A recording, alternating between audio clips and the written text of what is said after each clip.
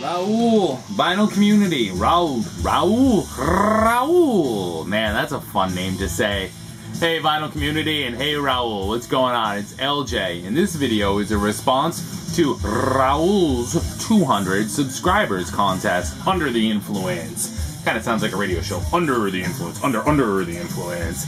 Hey Raul, CitizenToxie's, man, congratulations on hitting 200 subs. That's just awesome. Raul, I think the stuff you show is great. You have an unbelievable ear for great newer metal, whereas I have a hard time catching on to new metal, and I tend to focus on the stuff I grew up with in the 70s, 80s, 90s, and your videos have led me to some cool new metal. So I think that's very cool that your video or your thread or your contest is about Under the Influence, because that's exactly what you've been for me. I've been influenced to check out some new stuff by folks like you and 83 Rock 83 Ernie, right? You young Thundercats, and that's awesome. So it's very fitting that this is an Under the Influence contest. So thank you, Raul, just for participating in the vinyl community, for making awesome videos, for staying dedicated, for posting continually, and for introducing me, and I'm sure many others, to a lot of cool new music. Congrats on your 200 subs. Every one of them well-deserved, and never cut your damn hair, alright? Ernie, that goes for you too if you're watching this. Background music, Babylon AD's debut LP, provided by Jimmy Jameson, 5187. I gotta drop this radio voice. Under the Influence, albums you've been influenced to pick up, purchase, and or buy by other members of the vinyl community. Very easy, very easy. The vinyl community is a wallet-draining habit, and anybody that says it isn't is full of shit. So I did pull a few came right to mind. First are a couple that I was influenced to pick up by Sequoia Flame, David. David actually sent these over to me, and this is Marc Almond, Marc and John Almond. This first one, Rising from '72, these are both jazz albums in a sense, jazz rock. This one is a little slower, a little more like a lounge jazz rock. It was good, but not a favorite. But the second one from '76, To the Heart, has much more of a jazz rock feel to it, jazz fusion, jazz rock feel to it, and was a phenomenal album. Both are highly worth picking up. I believe Marc Almond's first couple of releases were on Blue Thumb, which I know is one of David's favorite labels, so no surprise he found his way to them.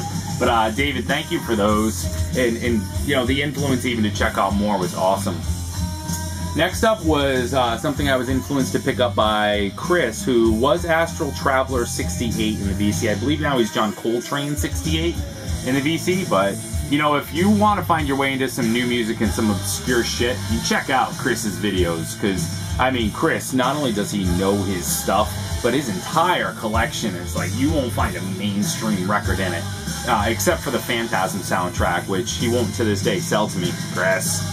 But some very cool stuff, and this is Pharoah Sanders, Themby. This is on Impulse, and this is a fantastic album. It's the only Pharoah Sanders release that I have, and this is pretty laid back. It's like early 70s avant-garde jazz, kind of very experimental, a little kind of towards the free jazz side of things, but not quite that crazy. But still a fantastic album. Some great saxophone work, a really, really killer listen. And this was dedicated to his wife, who was named Themby. Chris, thank you for that recommendation. This one from Van, Secafunk, the Secretary of Funk. This is Idris Muhammad, Turn This Mother Out. Idris is a drummer, and he had done some fantastic drumming for people like Grant Green, Grover Washington Jr., and this is just like funky, late 70s dirty, funky ass jazz. I love the label on this one, the Kudu, and it's a really good album. It was definitely aimed more at an R&B jazz loving kind of crowd, but what I get out of this is just late 70s jazz funk, those slapping bass lines, bump, bump, bump. This is really good stuff. So Van, thank you for inspiring me to pick that up. And it's hard to say, some of these I may have left behind if had I not have known, or based on the cover, would you have shot the dice on them? But honestly, at the end of the day, had it not been for the VC, I wouldn't have grabbed them. Here's one that came from Miko, the Vinyl Corner over in Finland. My brother Miko, love you, man.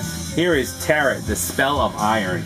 This is just stellar 80s metal at its best. Check out that Flamingo label. Isn't that cool? Terran is a band that when I shot my first cassette community video, and before Mikko had made a video, he said, you gotta hear this band, give me your address. So, against my protesting to send me anything from Finland, Mikko recorded The Spell of Iron to cassette and sent it to me. And it was one that didn't leave my cassette deck for months. I just fell in love with it and the idea that somebody had made me a cassette. That's like so old school. That's something you did in the 80s, or I did, and that was awesome. And then, lo and behold, you know, the hunt began for a vinyl copy of Terran, The Spell of Iron. Good luck. Honestly, good luck. Because it just never reached American shores. I never would have heard it. It never would have graced my ears had it not been for Mikko. And quite honestly, had Mikko not been generous enough to locate and send along a copy, it probably never would have been in my collection on vinyl. So Mikko, thank you very much for the recommendation and for the album. Power of the vinyl community. Here's another one. Since we're on that rock kick, this came from VC member Punk Texas. Let me tell you, Punk Texas can get out there and dig in the crates without fear of crate diggers, cold, dust, mold, water damage, you name it. That boy will get out there and comb the crates for stuff. He had shot a series of videos where he went to a record show out in Texas, and he had some live footage, which he's just a master of location footage. And he was digging through albums, and he pulled one out called Mariah. And one thing I love about John, Punk Texas's videos, is he'll often drop the needle on the vinyl towards the end of the video. And he had pulled up this album, Mariah. And when he dropped the needle on it, just the pure 70s rock that came out of those speakers, that was an album I had to have. And it did take a little while to turn up a copy. Unfortunately, it's not at all very common, but I did manage to finally locate a sealed copy. This is from 1975, and it came with the press kit. It's inside the album jacket as well, but just straight ahead, kick-ass 70s rock. It is not to be missed, and I know for a fact I wasn't the only one that grabbed one of these based on John's video, because Greeno did as well.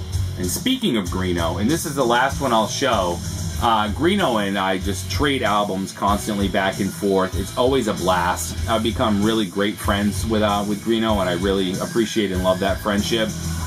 And Granicus is one that Greeno had turned up, and he goes to some great record shows in the Baltimore area all the time. And, you know, he'll grab stuff, blind buy stuff, and send me a picture, hey, check this out, and I'll do the same with him. And one of the pictures that I came across was, you know, LJ, you've got to check out this one-and-done band, one shot called Granicus from the early 70s in Ohio, I believe. It's like, all right, cool, you know, and he said the record show, they have a bunch of copies that's been reissued. Can I grab you one next time? Hell yeah, check's in the mail, go for it. So this is a reissue of Granicus from 1973. And if you want to talk about just like Mariah, straight ahead, early 70s, just tear your damn face off, hard rock done right, this is it. And like I said, it's been reissued, and I believe up until now it's been quite the rarity to stumble on this. And you know, you gotta trust Greeno's gut when he says, hey, I found something I know you'll dig. I've told him no a couple of times, I'm good, and you know, he'll grab it and hold on to it and know I'll come to my senses sooner or later, and I love him for that. So that's another fantastic one, not to be missed. So to all those vinyl community members, thank you guys so much for inspiring me to pick those up. The vinyl community is just the greatest place to be able to do that. You know, you watch each other's vinyl updates or thread responses, and you get inspired. And Raul, like I said, you've done that to me as well, and I truly appreciate it. Some of the stuff you show, I head right off to Amazon and check it out, and it hits the wish list like a lot of things. So Raul, congratulations on your 200 subs. Here's to 200 more. I'm sure they're not far off. Everyone in the vinyl community, hope you're doing well. Take care, and I'll talk to you guys soon. Ciao.